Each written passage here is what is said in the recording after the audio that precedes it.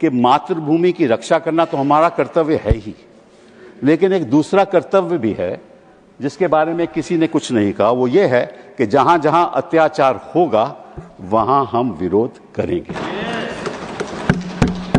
असली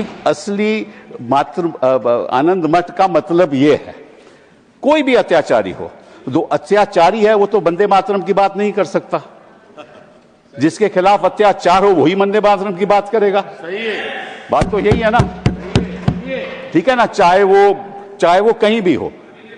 और मैं आपको एक और बात बताऊं, बड़ी इंटरेस्टिंग बात है कि एक अंग्रेज था हेनरी क्रेक, 1937 में उसने ये बोला, जो हमारे स्वतंत्र सेनानी थे उनके बारे में ये बोले Vande Mataram has been literally the war cry of the terrorists.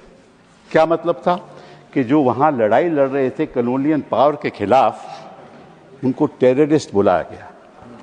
क्यों बुलाया गया? क्योंकि वो अपने हकों के लिए लड़ रहे थे, इसीलिए बुलाया गया ना। तो आजकल के जो हमारे छात्र हैं वो टेररिस्ट हो गए हैं, हमारे जर्नलिस्ट हैं वो टेररिस्ट हो गए हैं, उनके खिलाफ यूएपीए ये चीजें लग रही हैं ना। तो उनकी लड़ाई कौन लड़ेगा? सत्ता पक्ष के लोग तो लड़ नहीं सकते। तो जो अचंभे की बात यह है कि ये वंदे मातरम की बात करते हैं, जब हमें वंदे मातरम की बात करनी चाहिए। वंदे मातरम तो हमें चिल्लाना चाहिए ना। इनका क्या हक है? ये तो अत्याचार रोज करते हैं, जनता के ऊपर रोज करते हैं ये अत्याचार, इनका क्या हक है? दूसरी बात आपके पास रखना चाहता हूं कि इन्होंने कहा कि ये मुस्लिम अपीजमेंट है। ये इन्होंने बात कही, मैं आपको एक उदाहरण दे दूं कि जस्ट नोट दिस, अप्रैल 25, 1998 में एक यूपीए सरकार ने सर्कुलर इशू किया जिसको बोलते थे कल्प योजना। एक सर्कुलर इशू हुआ था, उसके बारे में ये कहा गया कि हर स्कूल में, हर गवर्नमेंट एडेड स्कूल में ये गाना गाया जाएगा, वंदे मातरम। वाजपेयी जी प्रधानमंत्री थे, वहां बड़ा बवाल हो गया और वहां बच्चों को स्कूल से बाहर कर दिया। तो वाजपेयी जी को जब नवंबर में वो उत्तर प्रदेश गए, उनको पता चला ये क्या हो रहा है, तो उन्होंने दिसंबर 3-4 में मीटिंग बुलाई और ये सर्कुलर वापस लिया गया। ये इतिहास की बात है।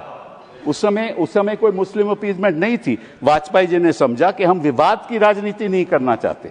और उस समय मालूम, जो मंत्री था, जो बेसिक एजुकेशन का मंत्री था, वो रविंद्र शुक्ला था।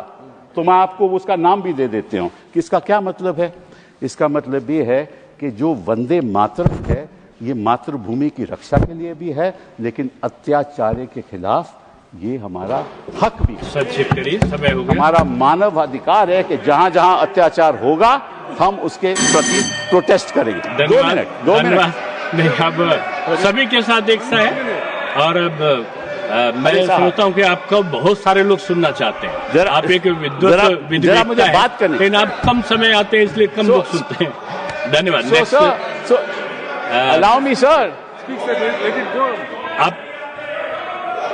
आपकी पार्टी के पास समय नहीं है। महाराजा संजय ओबा। सर 1 मिनट, 1 मिनट में बात कीजिए। 1 minute. Just 1 minute. 1 minute. So just want to. One minute. Sir, दो छोटी सी बातें आपके सामने रखूंगा। 2 छोटी सी बातें। जब ये बात रविंद्रनाथ टैगोर को बताई गई कि भाई इसमें बड़ी विवाद हो जाएगा, तो रविंद्रनाथ टैगोर जी ने क्या कहा ये मैं आपको बताता हूं। To me the spirit of tenderness and devotion expressed in the first portion, the emphasis to give to the beautiful and beneficent aspects of our motherland made a special appeal, so much so that I found no difficulty in dissociating it from the rest of the poem. And this was endorsed by Gandhi ji. This was endorsed by Gandhi ji. This was endorsed by Gandhi ji. He said, this was endorsed by Gandhi ji, and Gandhi ji said, it is an anti-imperialist cry. It had never meant to me that it was a Hindu song or meant only for Hindus. This is what Gandhi ji said. पहली तो बात यह है कि जो वंदे मातरम का historical context है उसको हमें समझने की जरूरत है। आनंद मठ लिखा क्यों गया था और इसके पीछे जो कॉन्टेक्स्ट है वो ये है कि 1770 में बंगाल में फैमिन हुआ, और जब फैमिन हुआ 1770 में, तो निश्चित रूप से जो खाद्यान्न था वो किसानों के लिए उनको मिलना चाहिए था, लेकिन वो मिला नहीं। और जो कॉलोनियल सरकार थी उन्होंने वो खाद्यान्न खुद अपने ट्रूप्स के लिए भेज दिया, और जो होर्डर्स थे वो अपनी खाद्यान्न को होर्ड करने लगे, प्राइसेस बढ़ गई, तो 10 million people in Bengal died in the famine.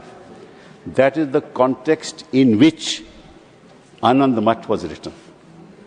And what Anand Math says is the following, कि उस समय क्या हुआ कि एक सन्यासी का रिबेलियन हुआ, और शांति एक सन्यासन थी जिसका पति उसको छोड़ के चले गया था उसकी कॉलोनियल पावर्स को का सामना करने के लिए, और उस जान देने को तैयार था।